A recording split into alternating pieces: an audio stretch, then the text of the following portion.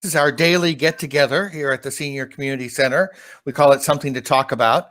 And today we're going to be talking a little bit about an article which some of you, I came across on Facebook, an article about the risk of pandemic taking a toll on our children's mental health.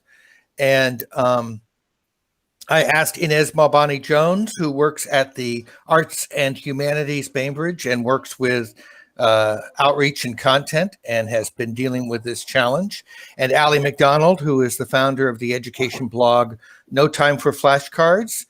She's also a co-author of Raising a Rockstar Reader and teaches preschool.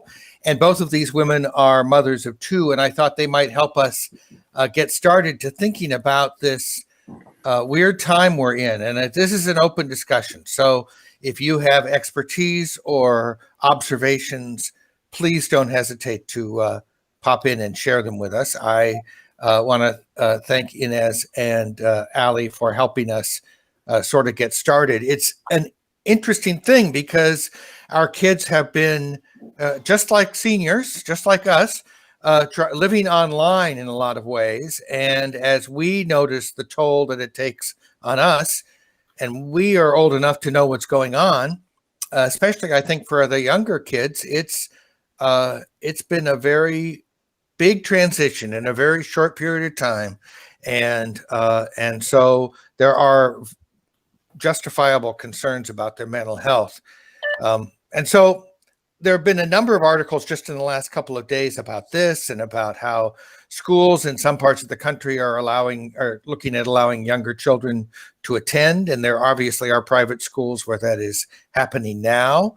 And then just today, I heard on the radio about how the latest MAPS testing of students seems to show that there is, at least in reading, maybe not in writing, in math, but at least in reading, there are some indications that the coronavirus remote learning has not entirely torpedoed some learning going on, although it's challenging for sure. So, Ali, would you mind starting us off a little bit to talk a little bit about your experience, both at home and as a teacher, and the frustrations and risks that we might be facing? I know this is something that's important to you. It is. It's literally my whole life right now because professionally I am teaching remote preschool. I just did. Actually, one of the people watching, his grandson is in my class. And so I'm teaching remote, and then my kids are doing everything remotely as well. And as a parent, I think my major frustration is getting my kids to get their work done. So my oldest is at Woodward, and he's 14, and he gets his stuff done, no problem. But he's getting it done in a very superficial way. There's not a lot of engagement. For him, it's checking off boxes. And right now, I'm fine with that. For my youngest, who has ADHD as well as being gifted, so she's what we refer to as twice exceptional, it's a fight. It's a fight. The work is not challenging enough, but at the same time, she doesn't have the engagement or the desire to get stuff done. What she really wants to do is just think about Harry Potter, write letters to Harry Potter characters, and do that. And do you know what? I'm okay with that right now. We're trying kind of a tortoise approach. I sent her teachers today a letter saying thank you. Thank you for all their hard work, that this is hard, that they are trying their best. And they were very proud of the slow but steady work that she's doing.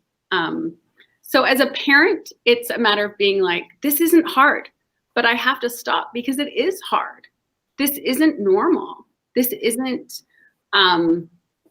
for kids, home is a place to get away from school, and school is a place to get away from home. And right now, they don't have any of that. So it's very hard. It's very easy for us to conceive, we have to get this work done, we do it. But we have fully developed brains. They do not. and they're dealing with something completely novel. They've never dealt with this before. We haven't either. We fake it a lot better than they do. So as a parent, my biggest frustration really is trying to figure out when to push and when to chill out. That's as a parent. Now, as a teacher, my biggest thing is to try and provide social opportunities for my students. At our school, I teach at Bethany Lutheran on the island. At our school, we have a once a week play date. It's an hour and a half, and the kids are masked. They're all outside the whole time, and they interact. And seeing how, I'm not teaching that, I'm only doing the remote, but seeing how they thrive there is amazing. They need that interaction. We know that young children learn through social interaction, and they need that. But at the same time, I think sometimes what we as teachers need to do is address what the parents need as well. And what they need is reassurance that what they are doing is great. Keep talking, keep reading. It doesn't surprise me that reading tests, the math scores were still okay, because a lot of that is just practice. And if kids are reading at home, they're probably going to be meeting a lot of those things anyway. Maybe not all of them. But really, I think what we need to think about when we think about learning and kids missing out on learning during coronavirus quarantine is that learning does not necessarily equate with things we can test.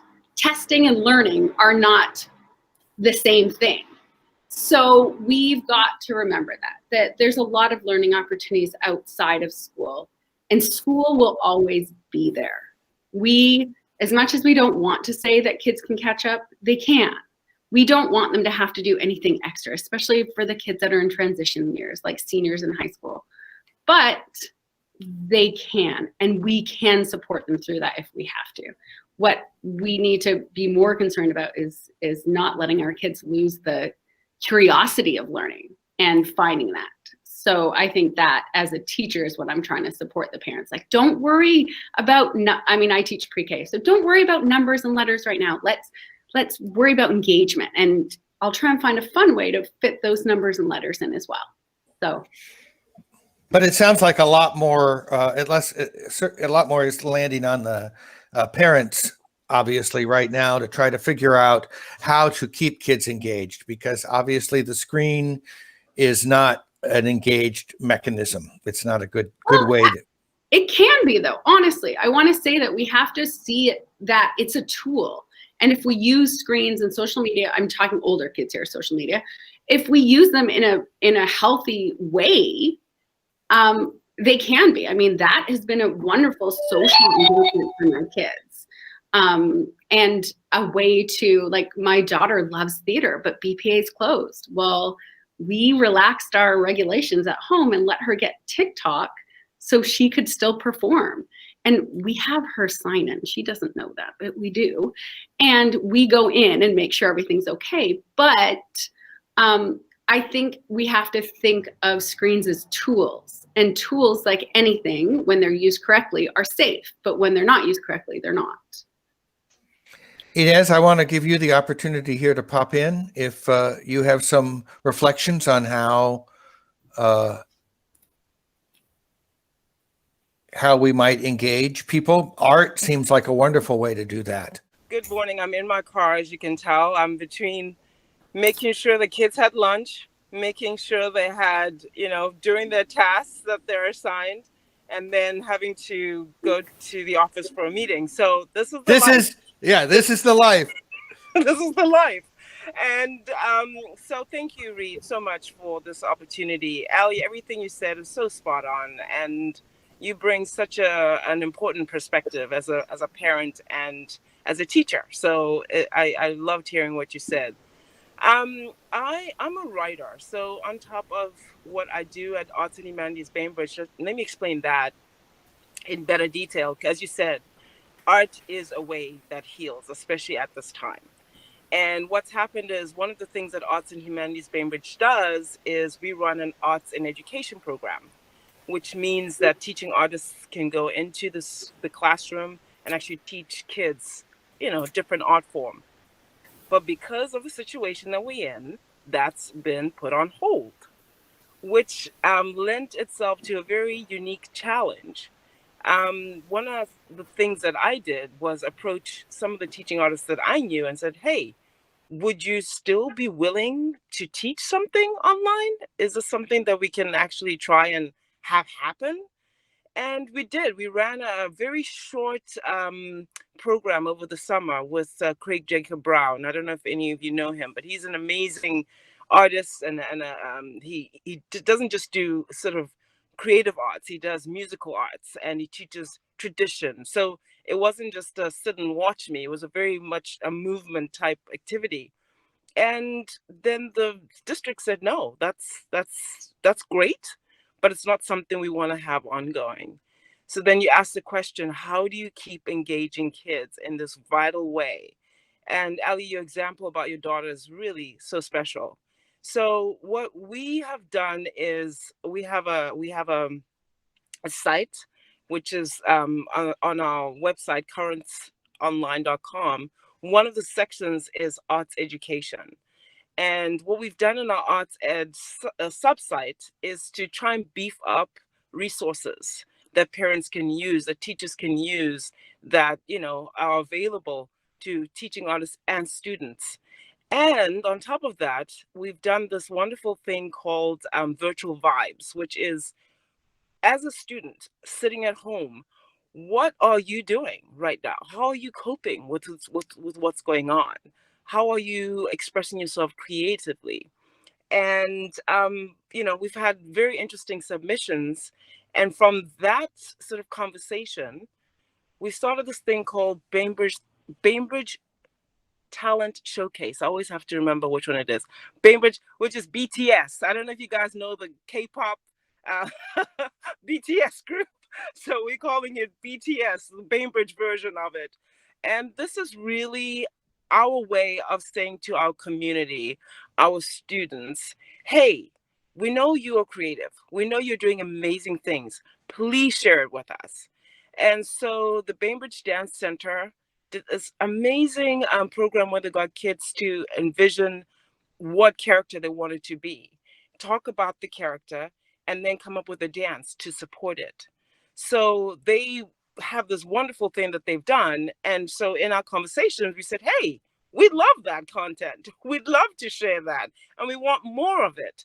So we started with them. We started with reaching out to teachers, people who teach children music, dance, you know, the creative arts, to just approach us and share the content that they're getting from their students. Because a lot of kids are still taking their classes online. They're still having their violin lessons. They're still having their piano lessons. They're still having voice lessons. To take that content and share it, so kids can see what other kids are doing, and they have a vehicle of expression which will be appreciated by the community. So it's not something that will just be their family and friends who get to see it, but everybody else gets to see it. So Ali, your daughter, we'd love her content. Sounds like she's got some really good stuff there. So I would go on Currents Online to look for it. Yeah. It's not yet online.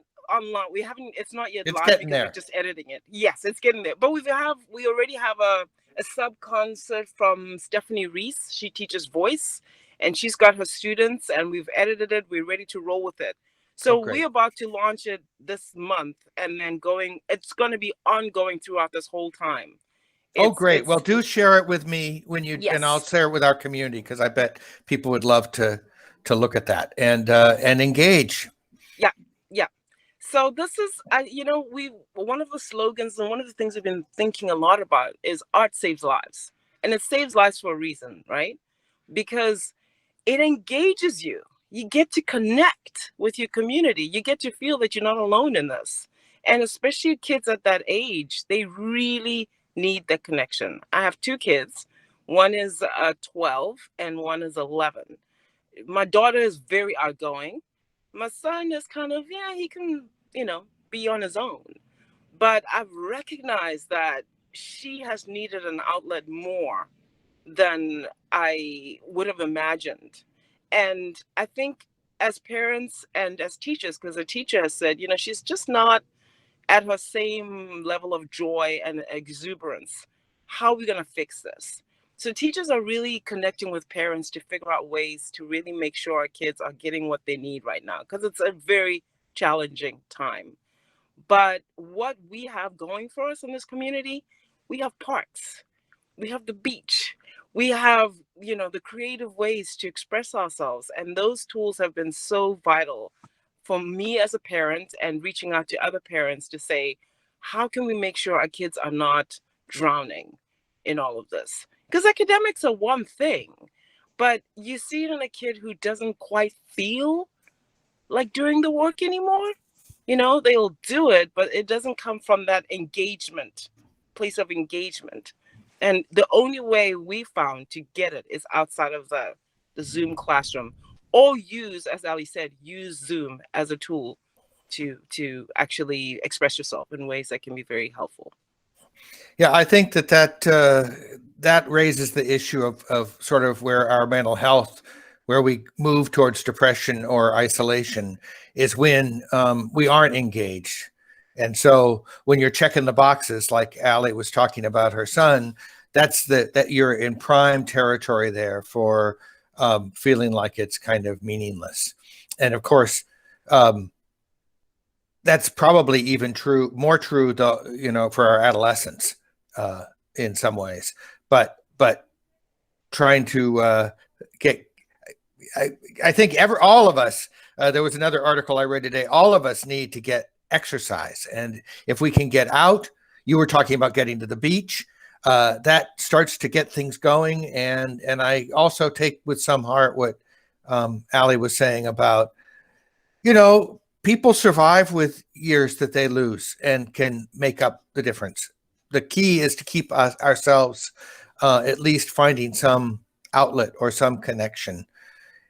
And I do love it when there's, if you can get our kids to be with their friends in a safe environment, then that's a great thing. But it's sometimes hard to get them to keep their masks on or understand what distance play looks like. We've had sleepovers in separate tents.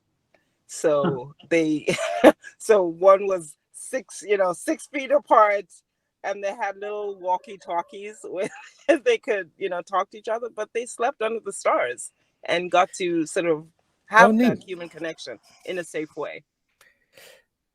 Kate or Jack might have younger kids. Either of you want to jump in here? I'd be happy to. I wear a couple of different hats. I'm a trustee over at the Island School. So we've been doing now that numbers are above 50 per 100,000, we're doing a hybrid mix of outdoor learning and distance learning from home. And I echo what Allison says about that play date at Bethany Lutheran. The outdoor time with other students is paramount to their mental health and to teachers, because it allows them to connect face to face and overcome any challenges the kids might have had distance learning. And then I have a child at Hyla who's in 8th grade, and they were doing distance learning prior to the end of October. Intense, fantastic experience. No, I didn't feel any curriculum loss. Engaged, distanced, fully lean forward students at that point. They're distanced now, but they'll be going indoors, hopefully in January. So those are 2 private schools that get to make their own rules. And so do the students and so do the parents. And it's a cooperative environment to create those rules. Then I have 2 children at Bainbridge High School, and they're both struggling. We talk about, hey, you don't have to stay to the standard of your grade. Tell that to a high school teacher. That's not true. My kids don't have the option to do that. They don't get to check out and only do half what's assigned, and I think it comes down to they have no choices right now. They are told what to do pretty much all of their day, from the minute they wake up and then to the time their homework's done. Their homework load hasn't gotten less. They're taking extracurricular classes that have, an hour's worth of homework at night. Why? That makes no sense to me. And, they're just struggling. Their life is regimented at a time when I love the whole idea of writing letters to Harry Potter characters. That's brilliant. It's letter writing. and it's self-directed. And I think that's the key part about art. I'm an artist. I believe in it in a way that I can't describe with words, but self-direction, using your brain in the way that you want to use it in a creative process, is paramount to all of our mental well-beings. And our high school kids don't have that right now. They're taking the PSATs in January. They're, taking their finals on time. My son's like honors, class. It's the same curriculum it was last year, and things are not the same. So pretending like our children's lives haven't changed other than just sitting in front of a screen is ridiculous. And it's causing huge crumblings in their mental health. And we're going to have a crisis. We're going to see substance abuse, and we're going to see suicide, and we're going to see some really awful things transcend our kids as soon as the vaccine comes and this is lifted. Because like we said, we should have allowed them an opportunity to not fall behind, but to find new ways to flex their brains instead of just being held to that same scholastic curriculum that was there last year. Well, definitely it sounds, you're telling a story of pressures, and we live in a society that loves to pressure. And so it seems to me like those of us, we can do what we can with teachers that are holding people to certain requirements, or schools that are going to be looking at their SAT scores or their PSATs or whatever. Mm-hmm. But we can also send a message that life doesn't depend on one test. Right. And so it's going to be hard for them for sure.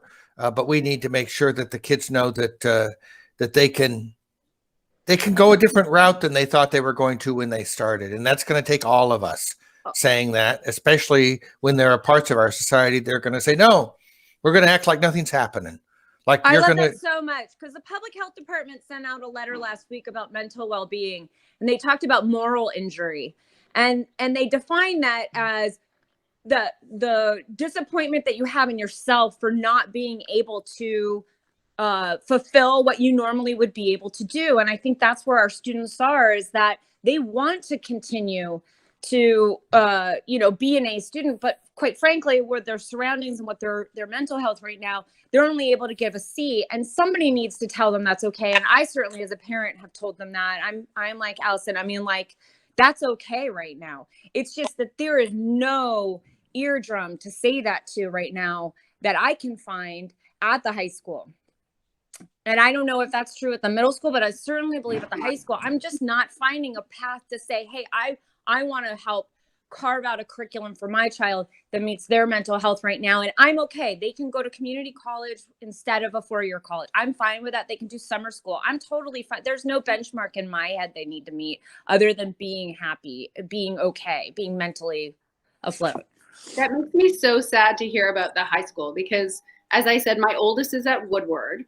And I find when I've talked to his teachers, they're like, we're not worried about that. We're not worried about this. And then when I talk to my daughter's counselor at school, because she has ADHD, which she has given me permission to share, by the way, she has a 504. And when I check in with the counselor about her 504, because we had to adjust it for remote learning, she's like, how's she doing? And I start talking about her assignments, and she's like, no, I don't care about assignments. It's very focused. So at least at Sakai and Woodward, I have found as a parent who's pretty engaged that they have been very, very chill. They're doing it. They're looking at it developmentally. And I have a master's in development, so I'm always very picky about that. But it makes me so, so sad that the high school is continuing to be that push. Can I amend my comment really quickly? Warren Reed has been the most sensitive eardrum. Sorry, I apologize. Warren Reed is there. He hears it loud and clear, and he totally gets it. He's totally awesome. gets it. Okay, I just wanted to jump in that a 504 is an education program for people with disabilities, right? So there's IEPs and 504s. 504s it's a behavior plan. So if they don't need to have specific instruction, but they need interventions like more time for a test, or a snack halfway through the day, stuff like that. It's anything that helps them achieve, but it's not individual instructions. So they're not changing the standards, changing anything like that. Got it. Thank you for that clarification. Jack, You mind if I jump in here real quick? be great.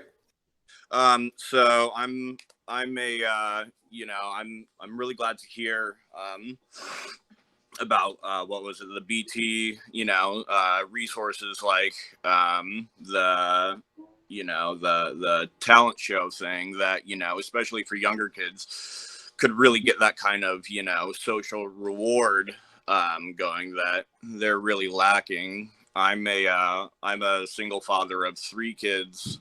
One is 6, one is 5, and the other just turned 1. So, it's at my house before the school year started. I live on a lot on the north end in the woods where there's plenty of outdoor activity, and, I don't have Wi-Fi or nothing. They can't really be connected to electronics. And, they spent during the summer, it was just days in the swimming pool and barbecue and exploring through the woods. Then when the school year started, they pretty much went indoors. Because I don't have Wi-Fi at my home, I have to go elsewhere to teach them. And between, bouncing back and forth between the 2 kids, trying to get them to do their work, as well as chase around the 1-year-old who's trying to get into the bleach cabinet. It's by the time that homework's done and, everything is done for the day, it's 7:00 and it's dark out, and there's really not a whole lot of room for, time to go to the park, time to go to the beach, time to go outside. And my 6-year-old, definitely has a lot of emotional, she's brilliant and she's very smart, and just like, how Ali was saying, she's definitely one of those kids where she's absolutely capable of the work. She can sit down and I'm, doing everything with her. I'm walking her through it, and it's amazing. She totally gets it, but it's just a battle getting her to that point. It's endless, and it's been concerning because I've pretty much had to work. I was largely self-employed and, working part-time elsewhere. And now I can barely work at all because I'm stuck, at home pretty much. And it's, I've thought of, ways where, situations where I almost wish that I could, potentially teach my own way from home to, as Ali said, get them engaged in something that's educational. There's plenty, that I do that's, it's pretty much all math and architecture and design. And I feel like, the way that things are currently set up, that's not really an option that, is acceptable. So I'm just, but the way that things are now, it's getting harder and harder. They're acting out more and more. And I'm just, at the end of the day, You're at the end of your rope. I'm at the end of my rope. I'm exhausted. I just paid off October's rent last week. It's, I'm not sure. I haven't necessarily been a proponent of opening up the schools, but there's got to be a better way than this. I also recognize that we're learning things as we go along, and I'm impressed with I understand why schools were closed. I also am recognizing that as we learn more about infection rates with younger people, especially very young children, it looks like the risks might be less. And obviously, when we start to see some support for vaccines and so forth, it's going to be better. But you're in a really untenable situation. I hear that, Jack. Thank you. Yeah, it's been a struggle for sure. And although there are no good answers, it's important that we think about all the ways that people are being affected. And my heart goes out to you, man. That's rough. And I hope that things like government aid will not wait too long. There's an effort today to try to restart that in the Senate, and I hope that there are some open hearts by lawmakers. Karen, your microphone is open. Did you have an observation or thought that you want to share? You know, I just think about parents now, you know, what you're having to go through. I used to be an educator in special education, and I remember on 9/11 how it just seemed like it rocked our world. And, you know, and I know that the children, including our children and the students, they were reflecting what their parents were feeling.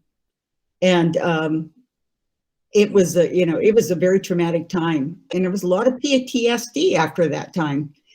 But, you know, it seemed like everybody kind of came together and we all worked together. And I think that the healing happened faster, but I'm not seeing that this time.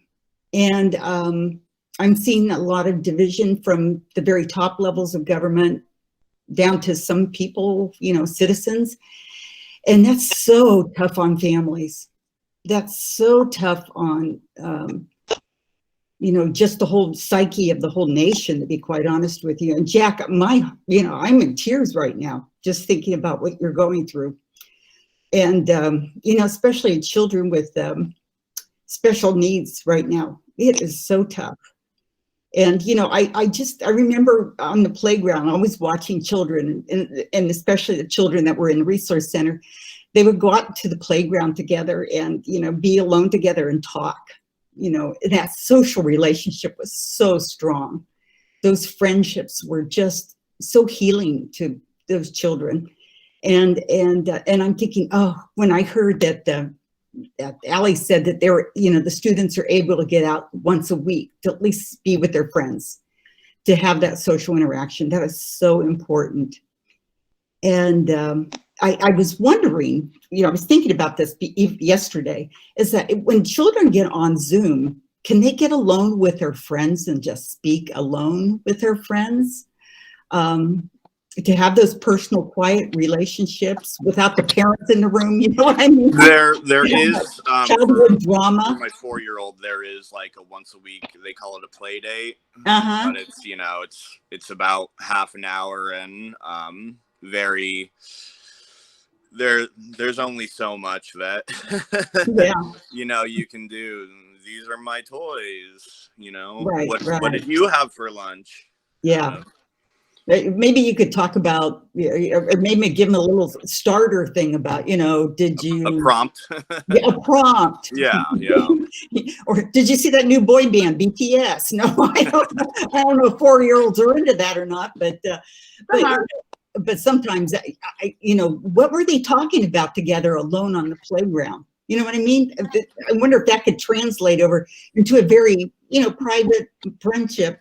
Mom and dad or whoever leaves the room and just lets them have time. One of the things we've noticed with the play date is that the kids are masked and they don't talk to each other as much with masks. Oh, yeah. But one thing that we have done, that I've done, is once a week, the child of the week, I go over to their house and I read them a story, like in person. And that has been such an important part of our program, because they get to see me, I get to see them. I do a lot with just 2 books that I read. I do a lot of assessment in those 20 minutes or so with them. And so that has been really, really important. And during the springtime, my daughter's 4th grade teacher, when she was in 4th grade, came over multiple times. Mm-hmm. That connection made my daughter want to do the work. Okay. Not what was up on the checklist, even though I drew pictures on her checklist, everything was themed, didn't matter. She wanted to see Mrs. say, hey, Molly, what's up? That was enough. So I think even if we could think of ways out of the box to make connections Because really, what we know about kids and trauma is one connected relationship with an adult can make all the difference between succumbing to trauma and overcoming trauma. Right. So if we can, as a community, find ways to make connections as well. And as grandparents, if you have grandchildren, some of the great ways that my parents have done a good job is things like they play Pokemon Go with them. Like they meet them where they're at, right? When we look at developmental corporate practice for young kids, it's always meet them where they're at. That's what, as a community, I hope that we can do. And what is sad about continuing to push, because where our kids should be doesn't matter at all. What matters is where they are and how we can find ways to meet them there. I agree, Allie. I remember when this all started, I said, I hope that we as a country, a neighborhood, a county, state, just reset. Can we just reset? And not say, okay, well, you got to take the PTSDs, you know, this year. You know what? It doesn't matter in the big scheme of things. You can take it next year. You know, let's be human beings and reset. You know, we've been through a lot. Let's give each other a break. So. Well, and I think that we forget too, one of the things that I've discussed with some girlfriends on the island is we recognize that a lot of the children on the island, a lot of us have it easy comparatively, right? Mm-hmm. So a lot of parents are like, I try and tell my kids that it's so easy. They're so lucky. And I'm like, stop. Don't say that to them because they don't have it easy. They've never been through this before. And just because we recognize that maybe they have no issues with shelter or food, or they still are not getting everything that they need. And so trying to shame them into like, this isn't a learning opportunity of, do you know how lucky you are? Yeah. This is not the time. No. Afterwards, when we're on the tail end of it, maybe we can work that in. Or instead of doing that, maybe just get them engaged in a project that helps someone less fortunate, wherever they are on that ladder. That's fine. But now is not the time for it. Do you know how lucky you are? There are children, blah, blah, blah. Yeah, yeah. Let's not make those kind of judgments. It's right now. No, not at all. This is not the time because they are processing something they've never processed before. Exactly. So. I'm going to ask Bonnie. She had opened her microphone. Bonnie, do you have a comment here? Yes, I can't remember which lady had the high school students, but we have 2 high school grandchildren here. And what she said is exactly the truth. They haven't let down on anything in terms of the work, the amount of work, they are on the computer like 6 hours and then they have work, and they go to bed exhausted and start the next day. And it's just had terrible repercussions in terms of just mental health and I don't know. And when she said she couldn't really find anybody to talk to, I mean, they haven't let up on anything. I don't get it. We're shocked. I mean, we were both teachers and I don't know what, but at any rate, it's frustrating, huh? It's too much. It's too much for these kids. Mm-hmm. Yeah, that was Kate who was talking. And yes, no, that's my mantra. It's too much. That's what I end every day with saying. And you know, Allie, gosh, you're like the model teacher. Everything you say, I'm like applauding to. And Jack, you sound like the most amazing father. And I wish you had more options available to you to be able to, you know, your kids to have, like you said, a self-driven curriculum, even to help if you're going to be home with them and you're going to be responsible for their education. We should have more control. If they're not going to have any, it's like you said, if they're not going to have any adults at the school that they can engage with and we're their point person, then we should have more control over what they're tasked with doing. You know, our relationship has always been very, you know, founded upon, you know, like what's going on in the moment and, you know, how, like what she takes from that. She's a very hands-on learner and amazes me sometimes with what she retains. From very, you know, real world experiences. You know, she was like 4 years old when she, you know, was able to learn and retain thread pitches on hardware when she wanted to help me sort it. And, you know, that's something that stuck with her. And, you know, and we've always had like a very good connection when it comes to, you know, learning and, you know, response, and having it be something that's fun, as also as effortless. But now it's come to this, you know, boiling point where it's just a battle to do this. And it's, you know, and it's sad because that's not the relationship that I want to have with her, you know. Like, I don't want to be the mean teacher who, you know, is just like, just do it. Right. I think that's an important point you make there about the idea of recognizing who we are in a situation, and not trying to play a role that is not a, you know, the most important thing for you is to be a dad. The most important thing for you, Bonnie, is to be a grandma. And we need to keep those things in mind against all this pressure to try to you know, to get through this. And I think it is, as we've heard several times today, especially hard for kids, because not only have they never been through this, we've never been through this, but they don't have the perspective, the adult mind to say, this is not the way it's always going to be, and these experiences are not.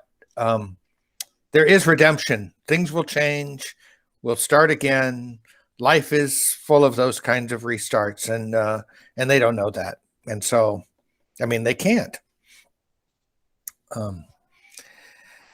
Well, I want to thank everybody for the time. I know there are no answers, but I do think it's good for us to get together and talk about what's going on and share the frustration. And so thank you very much for participating today.